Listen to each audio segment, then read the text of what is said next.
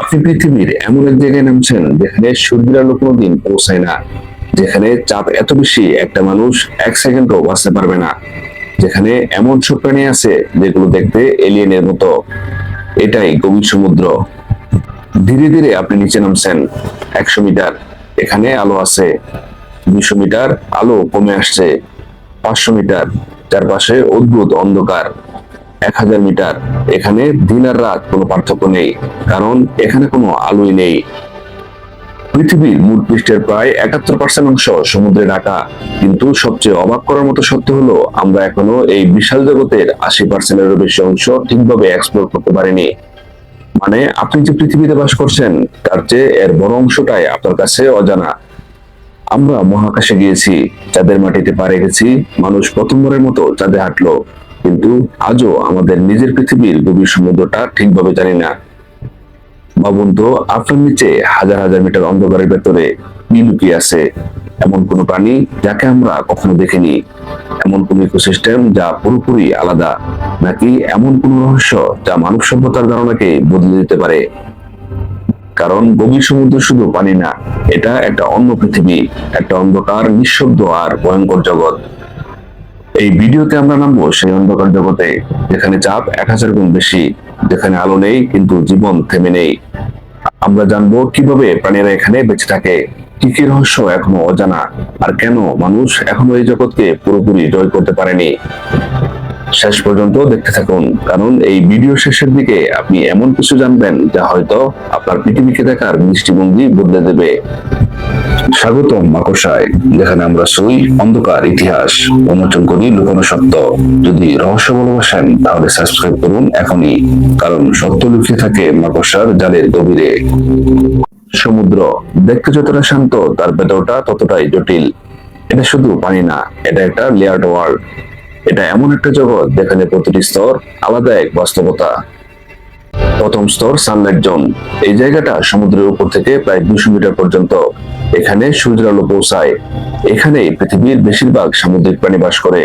মাছ, dolphin, coral, সবকিছু এখানে জীবন্ত। এই স্তরেই হয় ফটোসিনথেসিস, মানে সমুদ্রের এই অংশটাই পৃথিবীর অক্সিজেন উৎপাদনে বড় ভূমিকা রাখে। কিন্তু শান্ত জগৎ খুব দ্রুতই শেষ হয়ে যায়। 200 মিটার নিচে নামলেই আপনি ঢুকে পড়বেন এক অদ্ভুত জগতে, টুয়াইলাইট জোন। এখানে আলো আছে কিন্তু খুব দুর্বল। চারপাশে অদ্ভুত নীল অন্ধকার। এখানে বসবাস করে এমন প্রাণী যারা নিজেরাই আলো তৈরি করতে পারে। এই প্রক্রিয়াকে বলা হয় বায়োলুমিনেসেন্স। এরা আলো দিয়ে শিকার ধরে, শত্রুকে বিভ্রান্ত করে। এখান থেকে শুরু হয় সমুদ্রের আসল রহস্য। এখন আপনি নামছেন আরো নিচে, 1000 মিটার। এখানে শুরু হয় মিডনাইট জোন। এখানে সম্পূর্ণ অন্ধকার, না সূর্য না আলো, শুধু অন্ধকার আর নিঃশব্দতা। তাপমাত্রা প্রায় 4 ডিগ্রি সেলসিয়াস।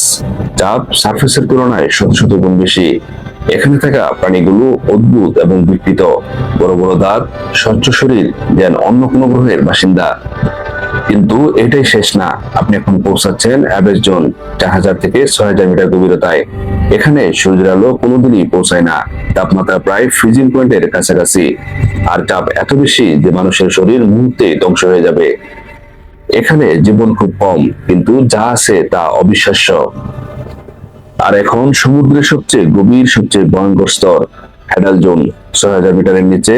এখানে রয়েছে মারিয়ানা ট্রেঞ্চ, পৃথিবীর সবচেয়ে গভীর জায়গা। এর গভীরতা প্রায় 11 কিলোমিটার।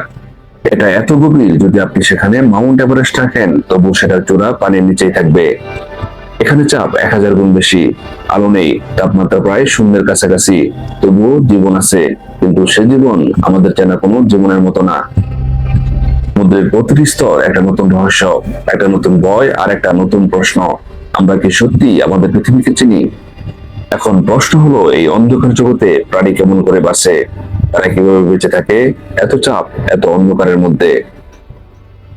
সমুদ্রের গভীরে, যেখানে আলো নেই, যেখানে চাপ ভয়ঙ্কর, আপনি ভাবতে পারেন এখানে হয়তো কোনো জীবনই নেই, কিন্তু বাস্তবতা সম্পূর্ণ উল্টো। এই অন্ধকার জগতেই বাস করে পৃথিবীর সবচেয়ে অদ্ভুত, সবচেয়ে রহস্যময় আর কখনো কখনো সবচেয়ে ভয়ঙ্কর প্রাণীগুলো। এই প্রাণীগুলো দেখতে এতটাই অস্বাভাবিক যে প্রথম দেখায় মনে হবে এগুলো পৃথিবীর না, বরং অজানা কোনো গ্রহ থেকে এসেছে। গভীর সমুদ্রের সবচেয়ে ভয়ঙ্কর শিকারীদের মধ্যে একটি হলো অ্যাংলার ফিশ। এই মাছের মাথার সামনে থাকে একটি আলো, কিন্তু এই আলোটা আসলে কি? এটা তৈরি হয় ব্যাকটেরিয়া দিয়ে, যারা আলো তৈরি করে। এই প্রক্রিয়াকে বলা হয় বায়োলুমিনেসেন্স। অ্যাংলার ফিশ এই আলো ব্যবহার করে শিকারকে আকৃষ্ট করে। শিকার কাছে আসলেই এক ঝটকায় শেষ। আরো ভয়ঙ্কর একটা সত্য, মেল অ্যাংলার ফিশ এত ছোট যে সে ফিমেলের শরীরের সাথে পার্মানেন্টলি লেগে থাকে। ধীরে ধীরে তার শরীর ফিমেলের সাথে মিশে যায়। এটা প্রকৃতির এক অদ্ভুত সার্ভাইভাল স্ট্র্যাটেজি। শত শত বছর ধরে নাবিকরা একটা দানবের গল্প বলতো, কেন অনেকে ভাবতো এটা শুধু গল্প কাহিনী, কিন্তু বাস্তবে আছে জায়ান্ট স্কুইড। দৈর্ঘ্য 10 থেকে 13 মিটার পর্যন্ত হতে পারে। চোখ মানুষের মাথার থেকেও বড়। এদের চোখ এত বড় যে অন্ধকারেও ক্ষুদ্র আলো ডিটেক্ট করতে পারে। স্পার্ম হুইলের শরীরে পাওয়া গেছে জায়ান্ট স্কুইডের টেন্টাকল মার্কস, মানে এই দুই দানবের মধ্যে গভীর সমুদ্রে ভয়ঙ্কর লড়াই হয়, যা মানুষ কখনো সরাসরি দেখেনি। ভ্যাম্পায়ার স্কুইড নাম শুনে মনে হতে পারে একটা ভয়ঙ্কর শিকারী, কিন্তু বাস্তবে এটা বেশ শান্ত। ভ্যাম্পায়ার স্কুইড বাঁচে এমন জায়গায় যেখানে অক্সিজেন খুবই কম, যেখানে অন্য পানি টিকতেই পারে না। এরা আত্মরক্ষার্থে এক ধরনের গ্লোয়িং মিউকাস ছাড়ে, যা শত্রুকে বিভ্রান্ত করে ফেলে। এদের মেটাবলিজম খুব দৃঢ়, মানে কম এনার্জিতে বেঁচে থাকতে পারে। এটা ডিপ সি সার্ভাইভালের একটা বড় কৌশল। গভীর সমুদ্রের সবচেয়ে বিস্ময়কর জিনিস আলো। এখানে প্রায় 70 থেকে 80% প্রাণী নিজেরা আলো তৈরি করতে পারে। এই আলো কখনো নীল, কখনো সবুজ, আর এই প্রক্রিয়াকে বলা হয় বায়োলুমিনেসেন্স। এই আলো ব্যবহার করা হয় শিকার ধরতে, শত্রুকে ভয় দেখাতে, কিংবা সঙ্গীকে খুঁজতে। অবন্ত সম্পূর্ণ অন্ধকারের মধ্যে হঠাৎ করে একটা আলো জ্বলে উঠলো, আর আপনি বুঝতে পারলেন না এটা শিকারী না শিকার। সমুদ্রের প্রাণীগুলো স্বাভাবিক না, সুন্দর না, আরামদায়ক না, বরং এগুলো ইভলভড হয়েছে সার্ভাইভাল করার জন্য, এক্সট্রিম প্রেসার, এক্সট্রিম ডার্কনেস এর মধ্যে টিকে থাকার জন্য। প্রতিটি প্রাণী একটা রহস্য, একটা নতুন প্রশ্ন। আমরা কি এখনো সব প্রাণী আবিষ্কার করেছি, নাকি গভীর সমুদ্রের অন্ধকারে এখনো লুকিয়ে আছে আরো বড়, আরো ভয়ঙ্কর কিছু? আর যদি প্রাণীগুলো এত অদ্ভুত হয়, তাহলে ভাবুন সমুদ্রের তলদেশে আর কি কি রহস্য লুকিয়ে আছে। হঠাৎ সমুদ্রের তলদেশ থেকে বের হতে শুরু করলো ধোঁয়ার মতো কিছু, গরম, কালো, অদ্ভুত। এগুলোই হাইড্রোথার্মাল ব্যান্ডস। প্রথম আবিষ্কৃত হয় 1977 সালে প্যাসিফিক ওশানের গভীরে। এগুলো আসলে সমুদ্রের নিচে থাকা ফাটল, যেখান থেকে বের হয় সুপারহিটেড ওয়াটার, যার তাপমাত্রা 350 ডিগ্রি সেলসিয়াস থেকে 400 ডিগ্রি সেলসিয়াস পর্যন্ত হতে পারে। কিন্তু অবাক করার বিষয়, এত গরম পানি হওয়া সত্ত্বেও এটা ফোটে না, কারণ গভীর সমুদ্রে প্রচন্ড চাপ। এখন প্রশ্ন হলো, এমন জায়গায় যেখানে সূর্যের আলো নেই, সেখানে জীবন কিভাবে সম্ভব? আমরা জানি পৃথিবীর প্রায় সব জীব নির্ভর করে সূর্যের উপর ফটোসিনথেসিসের মাধ্যমে, কিন্তু গভীর সমুদ্রের এই জায়গায় ঘটে সম্পূর্ণ ভিন্ন কিছু। এখানে হয় কেমোসিনথেসিস। এখানে ব্যাকটেরিয়া সূর্যের আলো ব্যবহার করে না, বরং হাইড্রোজেন সালফাইড নামে রাসায়নিক থেকে এনার্জি তৈরি করে। মানে সূর্য ছাড়াও সম্পূর্ণ অন্ধকারে জীবন টিকে থাকতে পারে। এই ব্যান্ডসের আশেপাশে গড়ে উঠেছে এক অদ্ভুত ইকোসিস্টেম। জায়ান্ট টিউবোরামস, লম্বা 2 মিটার পর্যন্ত, কোনো মুখ নেই, কোনো পেট নেই। তাহলে বাঁচে কিভাবে? এদের শরীরের ভেতরে থাকা ব্যাকটেরিয়া কেমোসিনথেসিসের মাধ্যমে এনার্জি তৈরি করে। ব্লাইন্ড সিন, চোখ প্রায় নেই, আলো দরকারি হয় না, তাপ ও রাসায়নিক পরিবর্তন বুঝেই চলতে পারে।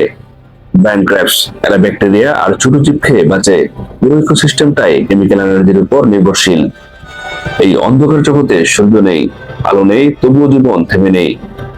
এই আবিষ্কার বিজ্ঞানীদের জন্য ছিল একটা বড় ধাক্কা, কারণ এর আগে মনে করা হতো সূর্য ছাড়া জীবন অসম্ভব।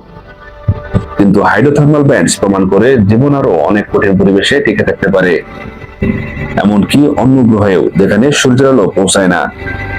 মানে ডিপ সি শুধু পৃথিবীর রহস্য না, এটা মহাবিশ্বে জীবনের সম্ভাবনার ইঙ্গিত।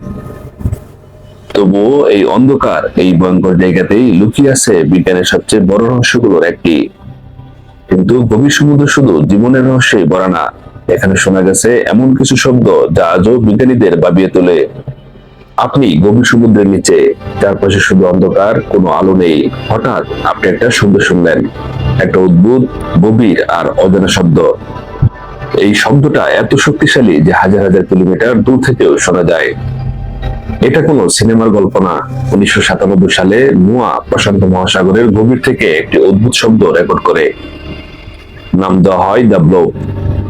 এই শব্দের বৈশিষ্ট্য ছিল আল্ট্রা লো ফ্রিকোয়েন্সি, খুব শক্তিশালী, 5000 কিলোমিটার পর্যন্ত ডিটেক্ট করা যায়। প্রশ্ন হলো এটা কি ছিল? প্রথমে অনেক বিজ্ঞানীরা ভাবেন এটা হয়তো কোনো বিশাল অজানা প্রাণীর শব্দ, কারণ এই শব্দের শক্তি সাধারণ কোনো প্রাণীর পক্ষে তৈরি করা সম্ভব না। তাহলে কি গভীর সমুদ্রে এখনো লুকিয়ে আছে এমন কোনো প্রাণী যাকে আমরা কখনো দেখিনি?